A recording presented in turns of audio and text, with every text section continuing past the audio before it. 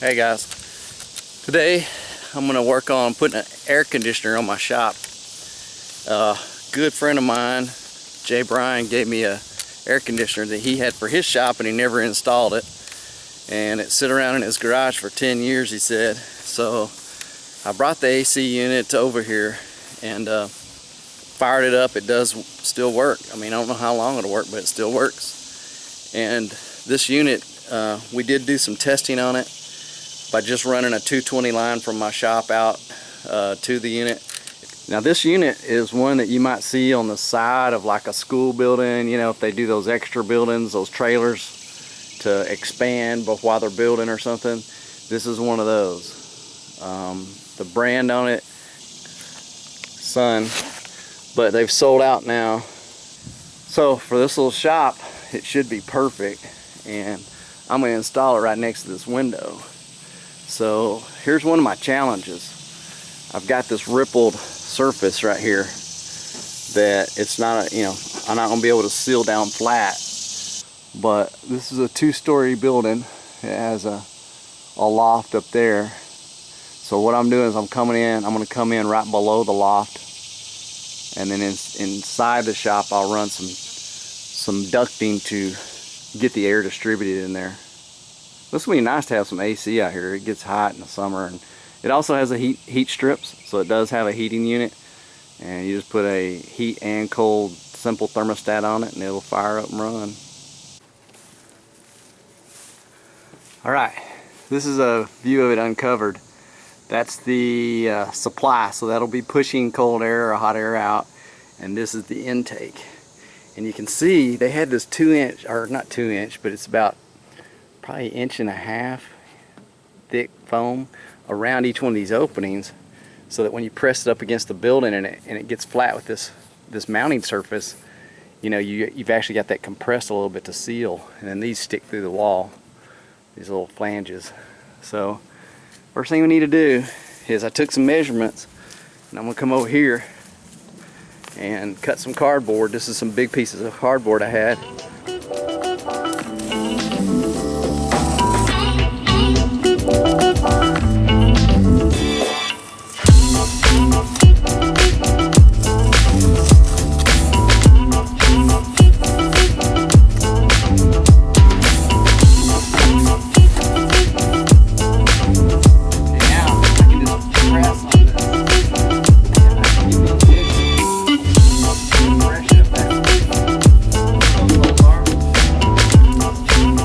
Here,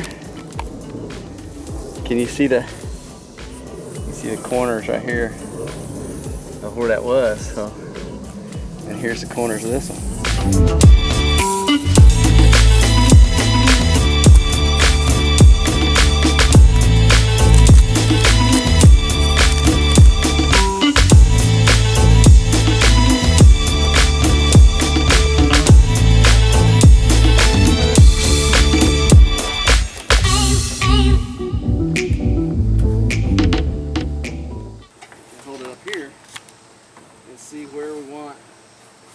Everything to hit. Alright, so we used the template here, and we held it up and made sure that the return, which is going to be pushing the cold air in, would clear right here under these stairs, because what I want to do is bring that return here under the stairs and then turn up and go close to the ceiling. So I pushed the unit up as high as I could so that the hole for the return, again, is as close to these stairs as I can get it. And then I'm just using a straight edge and a level and the template I made to get measurements, and I'm just marking off where these holes are going to be. Yeah. So basically, you're just going to do your lines. This little ruler kind of fits neat in these grooves, but this particular side of each one of those holes hit kind of right here on this little angled piece of the siding. This side I made it to where the flange on the outside would the screws would line up with the center of this post. So this is going to be a really nice stable piece that will be lag bolt into from the outside. No, hold it straight. I think I can cut those holes right there with a sawzall and get them done. So, real still. I got a new cameraman today. He's doing a good job. Right, Charlie? Yeah. Alright. Alright, ancient. Okay, good. Alright guys, I had an idea. If I had to put this up here by myself, how was I going to do that? First of all, I got to get it up over the rail of this trailer, and then I've got to shift it over here into position all the time, holding it up high enough to fit where I'm going to cut my intake and my supply holes in the side of this building. So I had an idea of just kind of temporarily building a little deck right here that I could just kind of come up over this trailer and slide right onto the deck, and the end result will be the deck would be just high enough that the air conditioner unit is only about a ½ inch low. And then what I can do is I can slowly just work each side up with shims until it's the exact right height, and then I can just slide it into the holes and drill the holes on the side, and it's all supported by this little deck. Once it's all good, I just go underneath and unscrew the deck, take the deck away, and it's hanging there. So that's going to be my idea. What I do. You enjoying that nice cool grass, buddy?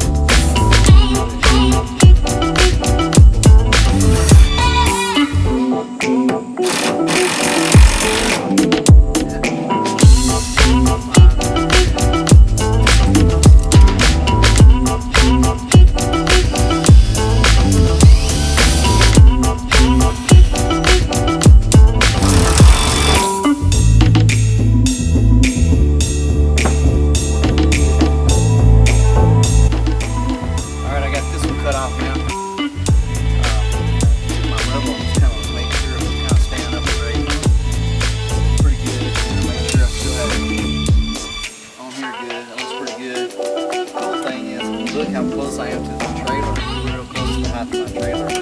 So that's good. I know I'm going to put another ½ inch on here with the deck. It's not really far off. If you've never had one of these little pass loads, well, this is a framer, it's not little, but if you've not had any of these gas charged nail guns, they are so neat. I mean, they take some supplies to run them, but it beats the heck out of hammering away with your handle. You move all this stuff around, you probably make it loose. But when you can do that right there, and everything is nailed up, it's just so nice.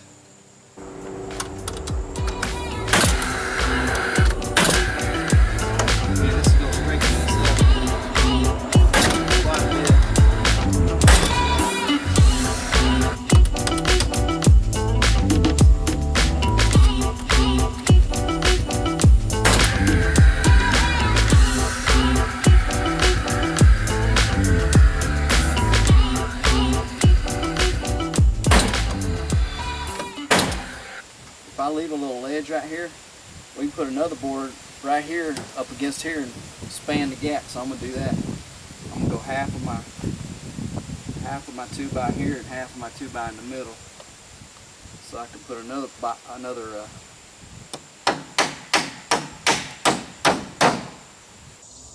All right, here's what I did. So I moved the trailer out a little bit, and remember I left a ½ inch here for my deck to my frame, so I can lay another piece of board on there. Look, got this lower by putting a drop hitch on that I usually use on my lifted Land Cruiser. So I put that on and got the tongue way down, which got this pretty much flat with the deck. And then all I did is I'm gonna take this piece of birch ½ inch plywood and I'm gonna put it right there and screw it down with sheetrock screws to that little lip, and it'll just rest on the side here, and I'll be able just to walk that thing up here on the deck out of here.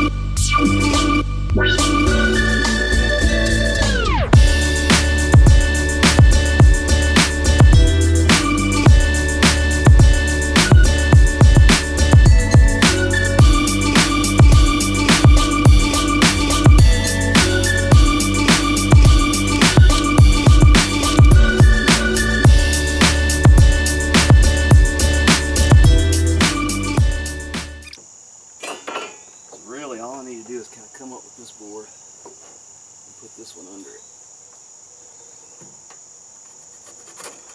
Like that. Now that helped a little because that got my 2x4s pretty on a little bit of an angle, which made this be a little bit more straight up and down. So now I can start walking it on those 2x's over that way. This is going to be a great unit for servicing and taking care of. But see, that way there's nothing hanging down in my way when I start walking this up on that deck.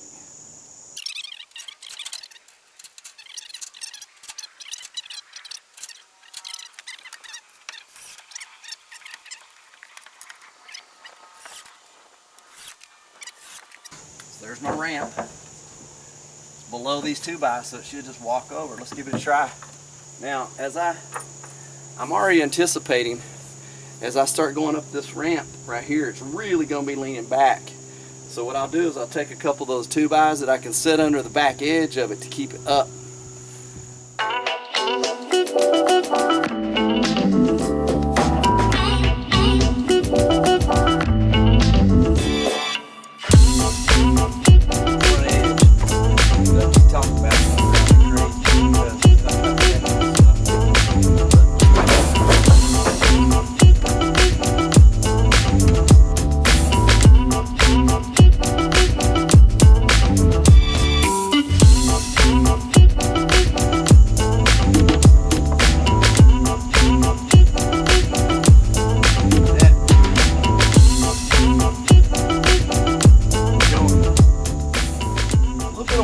Something one person can do.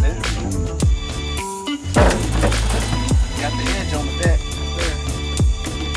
Go ahead and set this up here. A little something more to land on when I rock it the other way.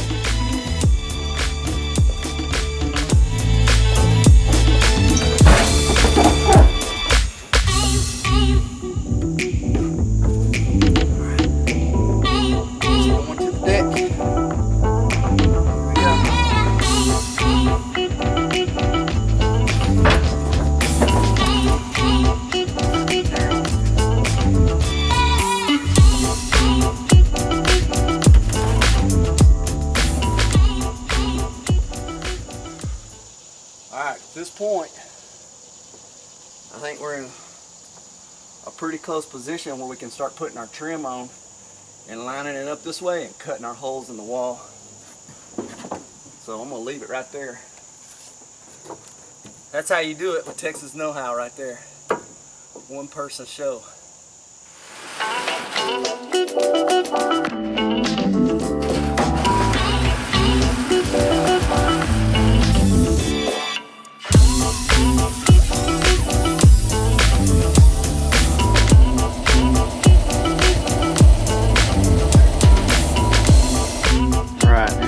The holes, and you can actually see the air conditioner, and there's the heater coils and the supply.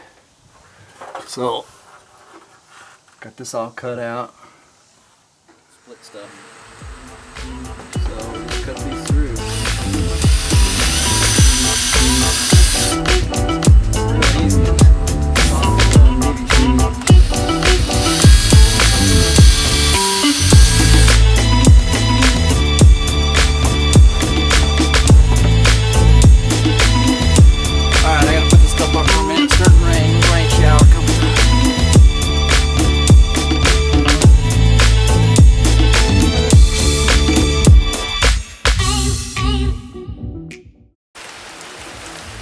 Right when I got the hole cut in the wall.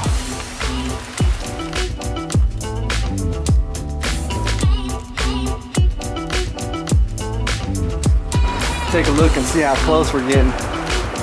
Very close. We just need to go over towards the car. We're getting there, guys. So the whole thing needs to go that way. But man, am I very close on this. So just what I wanted. I want to be able to shim the bottom of it with just some little shims to get the right height and pop it in. Rain coming down through here.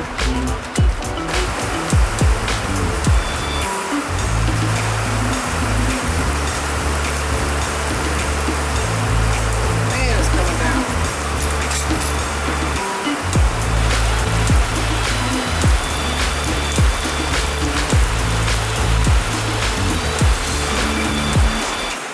Alright, the rain stopped, as you can see. Now what I'm doing now is I went out and scooted this thing over, and left and right I'm real close. I need to go up a little bit to get in this hole, and I need to go that way about another 1/8 inch, and then I need to start rocking it into place. Now what I did to do that was I cut these 4 angled pieces out of 2x4 that I can wedge underneath each side and start getting it level, and then I'll start wedging one of these bigger ones in the back to lift it up. Let's see if we can do it.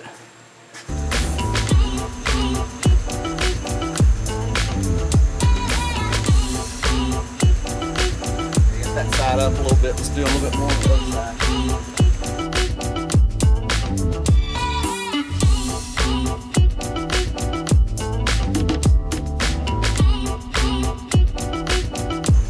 Alright, it's very close to where I want it. I'm just going to lift it straight up just a little bit by pushing these wedges in just a little bit more. And then it's a matter of just rocking it that way, and it should go in the hole. So.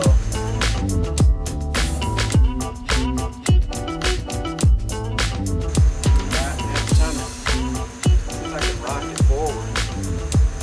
Get the top to go in that hole.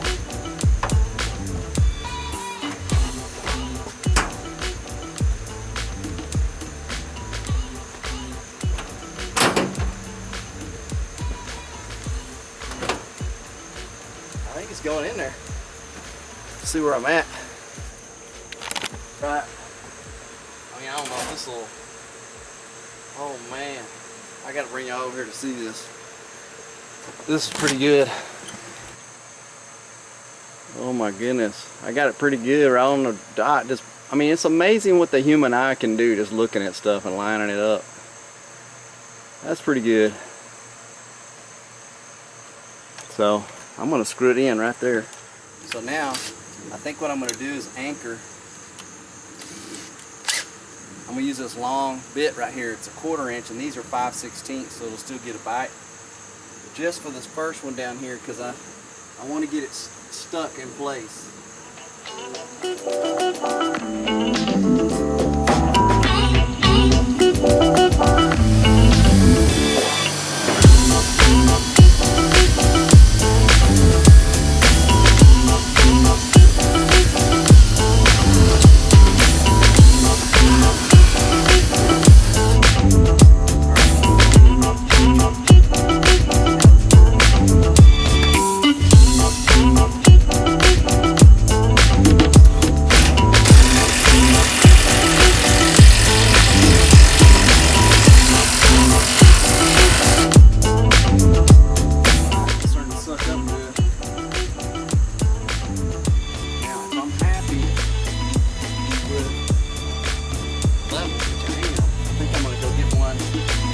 Other side over here on the bottom.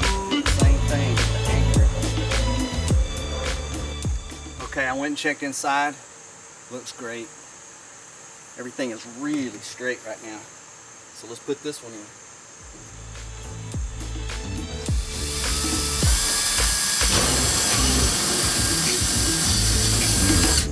So here's all the hardware for this side.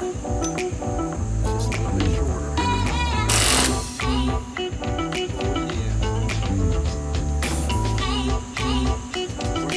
Level. I think I'm just going to zip another one on this side. Oh, that's great.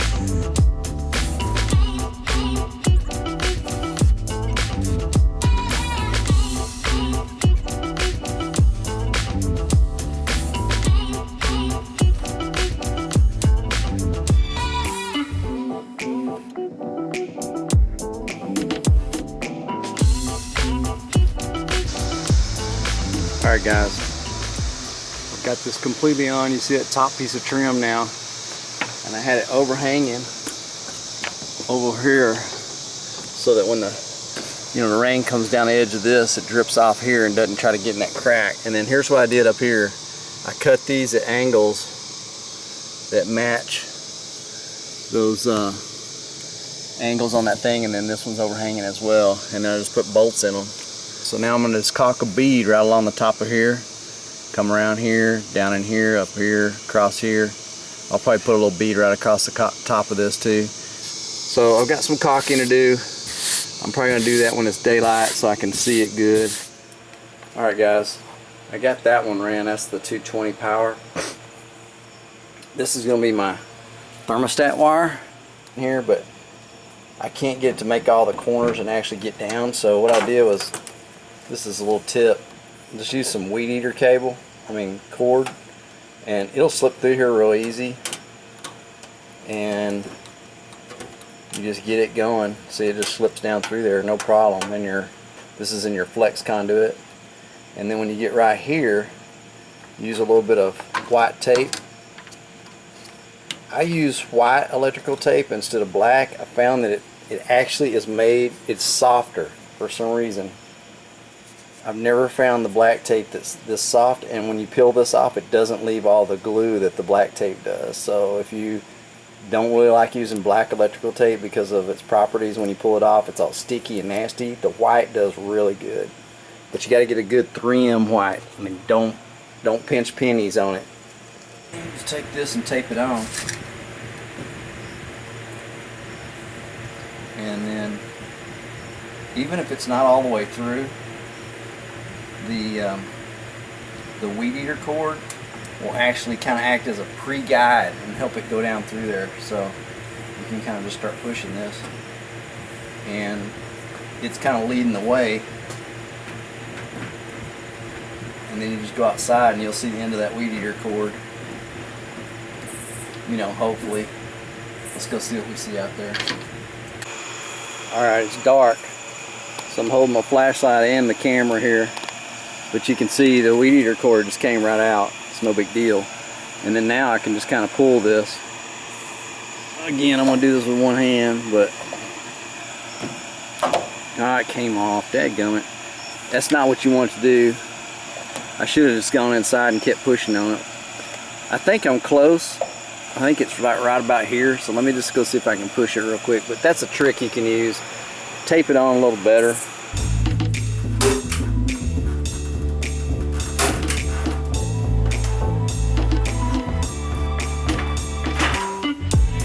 Alright guys, and I was able to get the thermostat wire ran from the unit over to where I'm going to hang my thermostat, and I was also able to get the 220 line ran out to it with Romex, and I'll take you outside and show you the unit where I took the side, it has covers all the way around it, took the side covers off, and I ran some seal tight up, so that's stuff that's exposed out there, and then ran the 220 and a thermostat wire down through that seal tight up into the unit where it needs to go. Got it all hooked up, added a breaker to the breaker box, and got it all hooked up. So I'm about to fire this thing up. Got it going. Alright guys, we're going to close these doors, see how cold it gets. Run the 220 line, ran it out. Thermostat line came back in. Ran it up and around over to my thermostat. I've got to build a little filter grate for it. Let's see if I can get everything looks good. Alright. It's about 87 degrees. About 87. Let's see what's blowing up here on this. So that surface right there should be a good surface to check. 72, exactly 15 degrees cooler. So I'm blowing 15 degrees cooler out of that hole than I am taking in on that hole. So it ain't gonna take long to kind of cool this place down.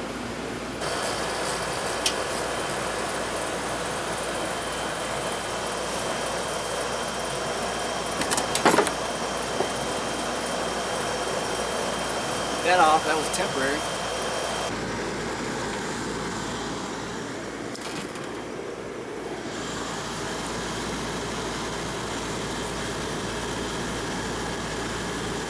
Now, so you got the drip tube there now, dripping away from the building. That drip is from the condensate. It's taking that moisture out of my shop, which means there's no more rust Well, I might have some, but not as much as I had. Pretty cool. This is about a 600 square foot shop, so that thing should do really good for that.